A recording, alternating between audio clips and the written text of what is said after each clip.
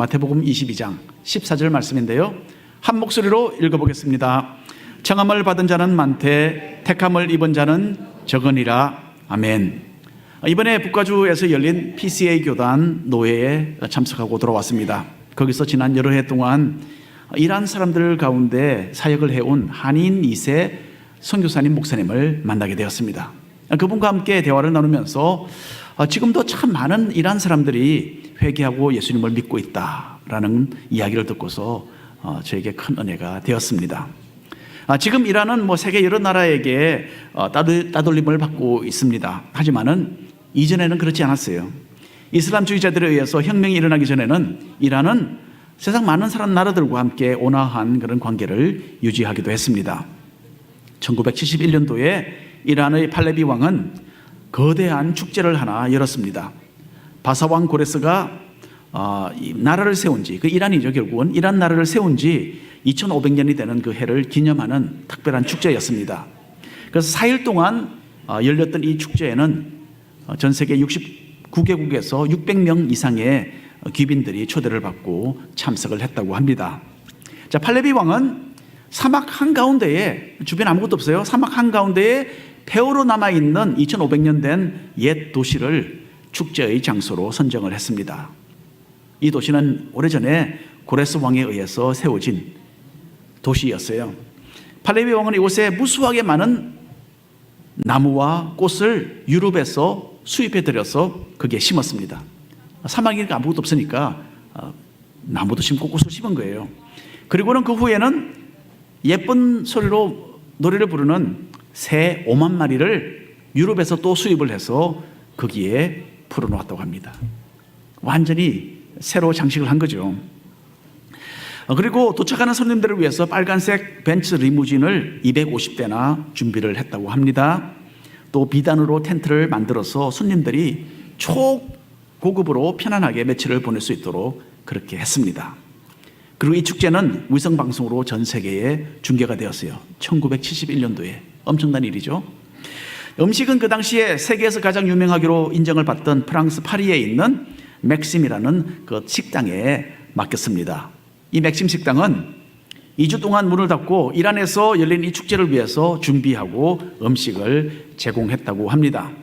그래서 축제 기간 중에 600여 명이 한 자리에서 5시간 30분 동안 최고로 호화로운 식사를 즐긴 것으로 세계 기록에 오르기도 했다고 합니다. 이 잔치를 위해서 팔레비 왕은 지금 돈으로 환산하면 1억 불이 훨씬 넘는, 더 정확하게 말하면 한 1억 한 4천만 불에 해당되는 큰 금액을 지불했다고 합니다. 왕들과 왕비들, 또 많은 왕자들과 공주들도 여러 나라에서 이 축제에 참석했습니다. 그 자리에는 대통령도 20명이나 와 있었습니다. 총리도 4명이 참석을 했는데요, 당시 한국의 김종필 국무총리도 그 중에 한 사람이었다고 합니다. 자, 이란의 팔레비 왕이 계획을 들여서 화려하게 준비한 이 자리에 전 세계 나라에서 가장 권력이 있고 가장 존귀한 지위에 있던 사람들이 초대를 받고 모였던 것이죠. 보통은 이 이야기 줄거리가 이렇게 전개되는 것이 정상입니다. 자, 그런데 오늘 우리가 읽게 되는 예수님의 비유에서는 전혀 예상하지 않았던 일이 벌어지는 겁니다. 어느 왕이 큰 잔치를 베풀고 사람들을 초대했는데 그 사람들이 다 참석하기를 거절했어요. 그래서 결국 그 잔치 자리는 처음에는 초대되지 않았던 일반 사람들로 그냥 가득 채워졌다라는 이야기입니다. 전혀 상상하지 못하는 방향으로 줄거리가 전개되는 오늘 예수님의 그 비유를 살펴보면서 이 왕의 초대에 대한 우리의 반응이 어떻게 되어야 하는가, 이게 대해서 한번 생각해 보는 시간이 되기를 바랍니다. 먼저 예수님께서는 어느 왕이 잔치를 베풀고 초대를 했다라고 말씀을 하십니다. 십자가의 죽음을 앞두시고 예수님은 예루살렘 성에 입성하셨죠. 그리고 거기서 예수님은 대제사장들과 바리새인들로부터 말로 공격을 받았습니다. 이 지도자들은 하나님의 새로운 나라의 왕으로 오신 예수님을 인정하지 않았어요. 그래서 주님은 한두 가지 비유를 들려주시면서 그들의 그 완악한 모습을 지적해 주셨던 것입니다. 먼저 두 아들에 대한 예수님의 비유는 누가 하나님께 과연 순종을 했는가 라는 것에 초점을 맞추는 이야기였어요. 대제사장들과 바리새인들은 말이나 그 모습과는 달리 하나님의 뜻을 거역하는 사람들이었어요.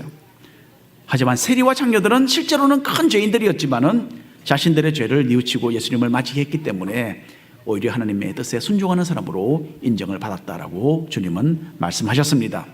그 다음에 예수님은 악한 농부들의 그 비유를 들려주셨죠. 온화하고 인내심이 많은 땅 주인의 그 배려를 무시하고 추수한 것 가운데 주인의 몫을 납부하기를 거부했던 농부들에 대한 이야기였습니다. 참 괘씸하죠.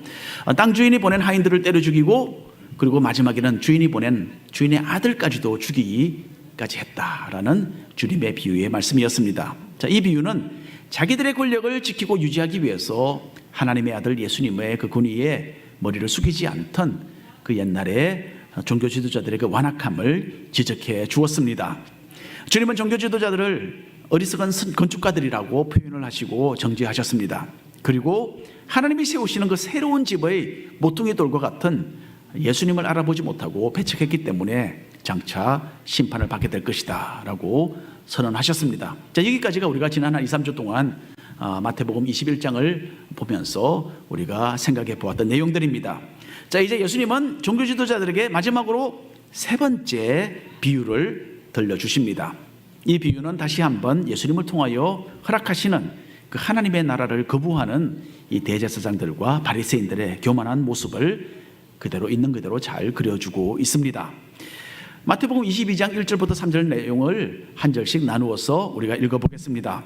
예수께서 다시 비유로 대답하여 이르시되 천국은 마치 자기 아들을 위하여 혼인잔치를 베푼 어떤 임금과 같으니, 함께 읽겠습니다. 그 종들을 보내어 그 청한 사람들을 혼인잔치에 오라 하였더니 오기를 싫어하였다라고 합니다. 자, 천국은 마치 이런 것과 같다라는 말씀으로 주님은 이 비유를 들려주셨습니다. 자, 이것은 천국을 상속받을 백성들이 어떤 마음 자세를 가지고 살아야 하는지를 교훈해 주는 말씀입니다. 천국은 물론 우리가 죽어서 가는 곳이죠. 하지만은 그 말 속에는 더 깊고 더 큰 의미가 담겨져 있습니다. 하나님을 왕으로 모시고 그의 뜻을 받들고 순종하며 따르는 우리는 지금 이 시간에도 하나님의 나라, 즉 천국의 백성으로 살고 있는 것입니다. 그리고 예수님께서 언젠가 재림하셔서 이 땅에 오실 때에는 그때는 완전한 천국이 이루어지는 겁니다. 현재 천국 백성으로 사는 사람들은요, 장차 완성될 이 나라에 들어가는 영광을 누리게 되는 것입니다. 주님은 천국에 대한 설명으로서 혼인잔치를 하나의 예화로 여기에 제시하고 계십니다. 먼저 결혼에 관련된 하나님의 진리를 생각해 보면 이 말씀이 더 깊이 이해될 것입니다. 이전에는 남남이든 두 사람이 결혼을 통해서 한 가족을 이루고 새로운 관계를 가지고 살아갑니다. 마찬가지로 하나님은 믿는 사람들과 새로운 관계를 맺고 자신의 나라로 맞이하여서 영원토록 함께 살기를 원하시는 것입니다. 구약성경에서 하나님은 인간을 향한 자신의 계획을 이렇게 소개하신 적이 있으십니다. 호세아서에 보면요, 내가 내게 장가들어 영원히 살되 공의와 정의와 은총과 긍휼의 여김으로 내게 장가들며 진실함으로 내게 장가들리니 내가 여호와를 알리라. 이것은 하나님께서 장가들겠다라는 그 말씀이 이 짧은 구절에 3번이나 나옵니다. 하나님이 누구에게 장가드십니까? 우리와 함께 장가를 드시는, 우리에게 장가를 드시는 거죠. 하나님은 끊을 수 없는 이 결혼의 관계를 예로 들어서 우리를 자신의 백성으로 맞이해 들으시겠다라고 여기에 상징적으로 말씀하고 계시는 것입니다. 예수님을 통해서 죄를 사하시는 그 하나님의 은총이 실현되었죠. 그리고 하나님은 영적인 남편으로서 자신의 사랑을 그 십자가 위에서 가장 완벽하게 보여주신 것입니다. 신약 성경에도 이런 혼인의 관계는 하나님과 우리의 사이를 설명하는 데 여러 차례 사용되었습니다. 그래서 오늘 본문 말씀에서 예수님은 이 혼인잔치에 대한 말씀을 하고 계십니다. 2000년 전 팔레스타인 지역에서는요, 일반 사람에게는 혼인잔치집에 가는 것이 풍성한 음식과 기쁨을 누릴 수 있는 아마 최고의 기회였을 것으로 여겨집니다. 힘들고 고생스러운 나날을 보내다가 동네의 어느 집에 이런 잔치가 벌어져서 초대를 받는 것은 그 당시 사람들에게는 정말 반가운 일이었겠죠. 예수님이 들려주시는 이 비유에는 어느 왕이 이제 등장을 합니다. 이 임금에게는 아들이 있었는데 그 아들의 결혼을 위해서 큰 잔치를 벌였습니다. 그리고 종들을 보내서 그 잔치에 사람들을 초청했는데 놀랍게도 초청을 받은 사람들이 다 잔치에 참석하기를 싫어해서 거절했다라는 이야기입니다.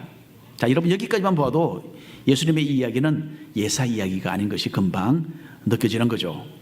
옛날에 임금님이 자기 아들을 위해서 차려놓은 그 혼인잔치가 호화롭고 귀한 자리였다는 것에는 뭐 두말할 나위가 없는 거죠.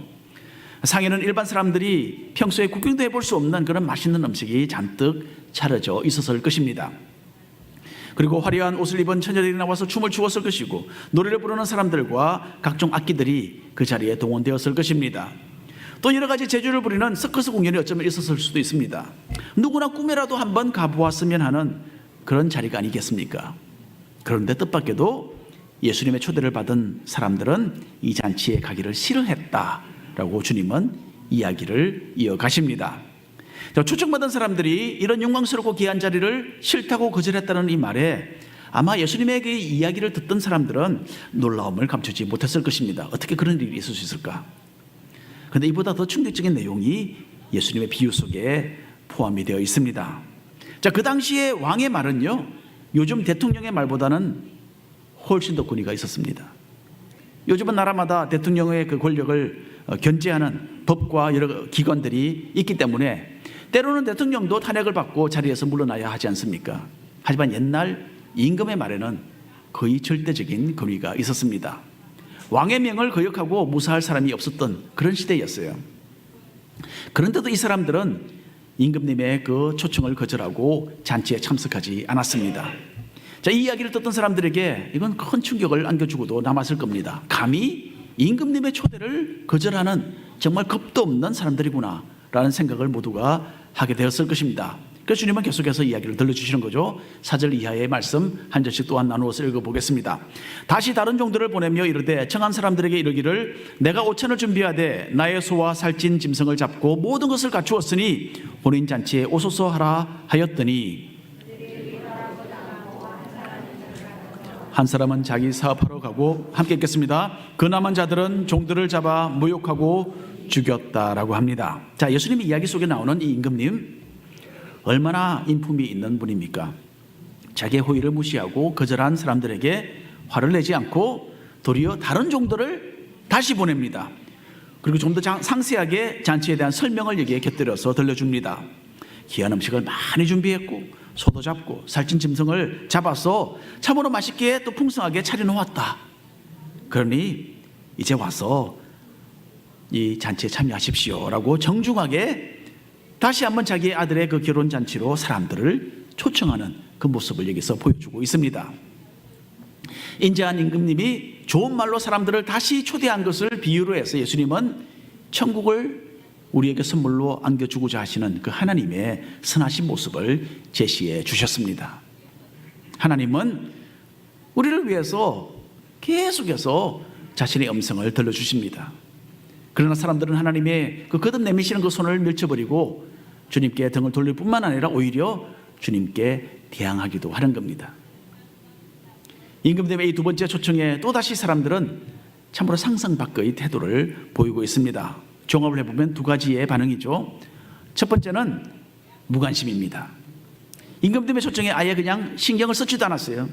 자기 일에 관심을 가지고 자기의 그 생활에 정신을 쏟았습니다. 그래서 임금님의 정중한 조세에는 아량곳 없이 오히려 자기 자신들의 삶에만 몰두하는 참으로 무례한 백성들이 그 한 부류의 사람들이었어요. 두 번째 종류의 사람들은 반항이었습니다. 반항을 보여주었어요. 이 사람들은 정말 사악한 사람들이었습니다. 임금님의 명을 받아서 전하는 종들을 붙잡아서 모욕하고 죽이기까지 하는 참으로 악한 짓을 저질렀습니다. 그러니까 여러분, 백성으로서는 도무지 있을 수 없는 그 범죄를 임금에게 저지른 거죠. 그 종들이 무슨 죄가 있습니까? 임금의 그 명을 받들어서 온 건데 백성을, 이 종들을 잡아 죽인 겁니다. 자, 여러분, 우리는 때때로 하나님께 무관심으로 반응하기도 하고 또 때로는 하나님의 뜻에 조금 반항하기도 합니다. 우리에게 복을 주시려고 부르시는 그 하나님의 음성을 듣고서도 거듭거듭 우리는 다른 길로 빠지는 그런 오류를 범하고 있습니다. 그리고 어떤 때는 이렇게 비신앙적인 무관심 속에서 살다가 나중에는 천국까지 저버리는 그런 결과가 나지 않을까 염려가 되는 사람들도 간혹 있는 겁니다. 하나님은 인자하신 분이기 때문에 그분의 초대에 거절하고도 어쩌면 잠시 동안은 별일 없이 지낼 수도 있을 것입니다. 하지만 계속해서 그렇게 하다가는 언젠가는 하나님의 심판의 시간이 오는 겁니다. 심판이 들이닥친 후에는 이미 때가 늦다라는 그 사실을 우리는 꼭 기억해야 합니다. 두 번째로 예수님은 초대에 대한 그 거절한 사람들 그리고 그 결과에 대해서 설명을 하십니다. 결혼잔치에 오라는 그 임금님의 초청은 초대를 받는 사람에게는요 큰 영광인 동시에 또한 그것은 결코 어길 수 없는 왕의 명령이기도 했습니다. 그런데 초대받은 사람들은 이 두 가지를 다 무시하고 오히려 임금님께 반항하며 덤벼들었습니다. 지금까지 예수님의 그 이야기를 듣던 사람들은 이제 아마 숨을 죽이고 예수님의 입을 주시했을 것입니다. 왕이 이 약한 백성들을 어떻게 처리를 했을까 궁금해하면서 예수님의 다음 말에 귀를 기울였을 것입니다. 7절 말씀을 함께 읽어보겠습니다. 임금이 노하여 군대를 보내어 그 살인한 자들을 진멸하고 그 동네를 불살랐다라고 합니다. 자, 이야기를 듣던 사람들이 예상했던 그대로 임금님은 분노해서 군사들을 보내죠. 그리고 임금님의 종들을 죽인 사람들을 찾아내어서 죽음으로 처벌했습니다. 그리고 자신의 명을 받들지 않은 그 동네를 완전히 진멸하고 불살랐다라고 그렇게 주님은 이야기를 이어가셨습니다. 자, 예수님의 초청을 임금님의 초청을 거부했던 이 사람들은 예수님의 권위를 인정하지 않고 영접하지 않았던 그 당시의 대제사장과 바리새인들을 상징했습니다. 하나님의 말씀을 알고서 가르치던 이 사람들은 천국에 대해서 누구보다도 잘 알고 먼저 누구보다 들어갈 수 있는 그런 조건들을 잘 갖춘 사람들이었어요. 하지만 예수님을 통하여 주신 하나님의 뜻을 저버리고 자기들의 권위를 도리어 내세웠기 때문에 주님께 정죄를 받게 된 것입니다. 이제 대제사장들과 바리새인들은요 예수님으로부터 여러 차례 이제 경고를 이미 받게 되었습니다. 주님께서는 이미 두 가지의 비유를 통해서 그들을 정죄하셨죠. 하나님을 거역하는 죄를 뉘우치지 않는 이 지도자들에게 조금도 의문의 여지가 없도록 분명하게 꾸짖으셨습니다. 너희가 바로 대답은 잘했지만은 순종하지 않은 아들이다. 또 너희가 바로 형벌을 받을 그 악한 농부들이다. 그렇게 이미 주님은 말씀하셨습니다. 자, 여기서는 너희가 바로 이 선한 임금의 초대를 거절하고 도리어 반역한 악한 백성들이다 라고 주님은 지적하셨습니다. 그리고 그 결과로서 왕의 진노를 받고 멸망을 받게 될 것이다 라고 주님은 선언하셨고요. 예수님의 이 비유를 들은 지 불과 40년 만에 예루살렘은 결국 멸망을 하고 말았던 것입니다. 자, 우리는 이 말씀을 우리 자신을 향한 경고로 받아들여야 합니다. 물론 그 옛날 종교 지도자들에 대한 말씀이기도 했지만은 이것은 우리에 대한 이야기이기도 하는 겁니다. 종교 지도자들은 예수님의 권위를 인정하고 그 앞에 머리를 숙일 그런 마음이 전혀 없었어요. 이것은 하나님을 향하여 우리가 가진 마음의 태도와 그리 다르지 않습니다. 외형적인 종교 생활이 중요한 것이 아니죠. 우리의 마음 중심에 있는 보좌에 누가 앉아 있는가, 이게 중요한 겁니다. 몸은 교회에 나와 있지만 그 마음자리에 주님이 아니라 자기 자신이 앉아 있지는 않는지 우리는 살펴보아야 합니다. 우리는 하나님의 말씀을 많이 듣고 참 많이 알고 있다라고 느끼며 살아가고 있습니다. 하지만 하나님의 뜻에 순종하기보다는 우리가 원하는 것을 우선으로 하면서 살기가 쉽습니다. 예배도 중요하고 신앙적으로 사는 것도 중요하지만은 우리 세상의 다른 것도 추구하며 살고 싶은 거죠. 나중에 조금 틈이 나면 신앙생활에 조금 더 우리가 신경을 쓸 수 있겠지만은 지금은 다른 일이 너무 많아서 어쩔 수 없다. 그렇게 우리는 스스로에게 변명 아닌 변명을 하는 겁니다. 그런데 여러분, 우리는 미래를 기약할 수 없는 참으로 미약한 존재들입니다. 그래서 지금의 선택이 중요합니다. 하나님은 큰 위엄으로 온 세상을 다스리시는 왕이십니다. 하나님 나라의 백성이라면 마땅히 왕이신 그 주님의 뜻에 순종하는 백성이 되어야 되는 거죠. 예수님께 대한 현재 나의 반응이 영원한 미래를 결정짓는다는 것을 우리는 잊어서는 안 되는 겁니다. 이제 다시 예수님의 비유의 말씀으로 돌아갑니다. 이야기 속에서 임금은 자신의 초대를 거부한 악한 백성들을 징벌합니다. 그리고 종들을 보내서 길거리에 보이는 사람들을 다 불러서 아들의 혼인잔치 자리로 데리고 오라라고 명령을 내립니다. 8절부터 한 절씩 나눠서 읽어보겠습니다. 이에 종들에게 이르되 혼인잔치는 준비되었으나 청한 사람들은 합당하지 아니하니 혼인잔치에 청하여 오라 한데 함께 읽겠습니다. 종들이 길에 나가 악한 자나 선한 자나 만나는 대로 모두 데려오니 혼인잔치에 손님들이 가득한지라. 대제사장들과 바리새인들은 자신들이야말로 하나님의 나라에 합당한 의로운 사람들이다라고 자부하고 있었습니다.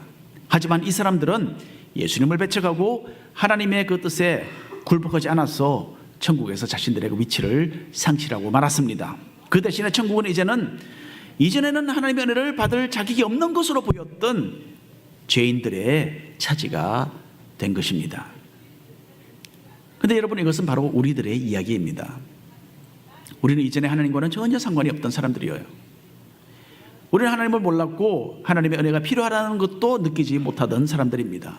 하지만 사랑이 많으신 주님께서 우리를 불러주시고 하나님의 새로운 백성으로서 천국을 소유하는 사람들로 삼아 주신 겁니다. 하나님은 우리를 부르실 때에 어떤 세상적인 조건을 내세우지 않으셨습니다. 우리가 가진 지위나 재물에 주님은 전혀 관심이 없으십니다. 하나님은 사람의 재능에 또 좌우되는 분이 아니십니다. 그리고 하나님은 사람의 과거를 묻지 않으십니다. 너무나 다행이죠. 어떠한 과거라도 주님은 새롭게 해주시고 새롭고도 또 복된 길을 걷도록 우리의 발걸음 인도하시는 겁니다. 주님께 우리의 마음을 드리기만 하면 예수님은 우리 속에서 새로운 역사를 이렇게 이루어 내십니다. 의미가 없던 나의 삶이 이제는 천국잔치로 인도하시는 하나님의 그 참 목적을 이해하고 값진 삶을 살기 시작했던 것입니다. 이 세상의 죄악과 어두움 속에 헤매던 우리가 예수님 안에서 참된 하늘의 빛을 보고 이제는 자유를 얻었습니다. 한때는 실망과 원망 가운데 쓰라린 삶을 살았던 우리가 이제는 그 속박을 훌훌 털어버리고 의와 평강과 희락이 있는 하나님의 나라를 경험하게 된 것입니다.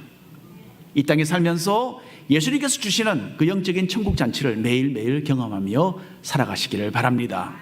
그리고 장래에 주님께서 재림하실 때에는 완성된 그 천국을 상속받고 영원토록 천국 잔치에서 기쁨을 누리는 성도들이 되시기를 바랍니다. 세 번째로 주님은 잔치 초대에 응하는 올바른 자세가 무엇인지를 교훈해 주셨습니다. 혼인잔치에 대한 예수님의 비유는 여기서 끝이 나지 않습니다. 이야기 속의 임금님은요, 아들의 혼인자리에 참석한 사람들을 만나기 위해서 이제는 연회실을 한번 둘러보러 나옵니다. 그런데 그 중에 보니까 복장을 제대로 갖추지 않은 사람이 하나 있는 거예요. 읽어보겠습니다. 11절 이하입니다.